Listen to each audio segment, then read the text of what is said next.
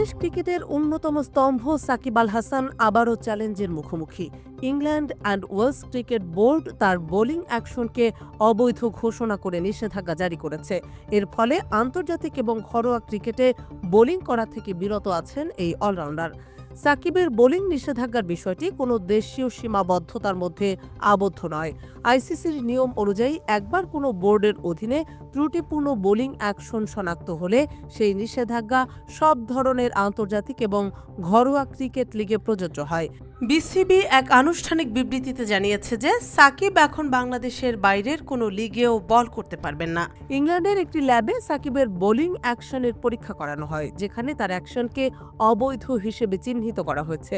এর পরপরই ইসিবি নিষেধাজ্ঞা জারি করে।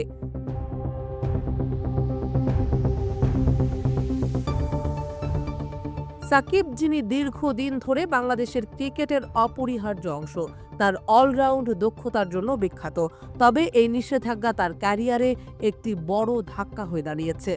যদিও বোলিং নিষিদ্ধ, সাকিব বসে নেই। শ্রীলঙ্কায় লঙ্কা টি10 খেলতে গিয়ে নিয়মিত বোলিং অনুশীলন করছেন তিনি। সেটা নিজে চোখে দেখেছেন সতীর্থ মোসাদ্দেক হোসেন।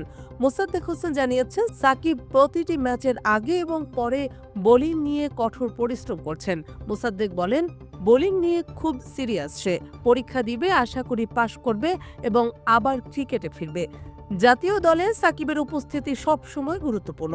মোসাদ্দেক আরও বলেন, শেষ কিনা জানি না, তবে আমরা একসাথে একটা টুর্নামেন্ট খেলছি, এটা খুবই ভালো লাগছে।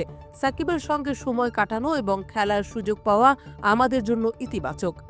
এদিকে এনসিএল টি20 ফাইনালে খেলতে পারে উচ্ছ্বসিত মোসাদ্দেক। তার মতে, খুবই ভালো একটা ম্যাচ খেলেছি, ফাইনালে উঠতে পারা দারুণ ব্যাপার এবং আমরা ভালো খেলছি।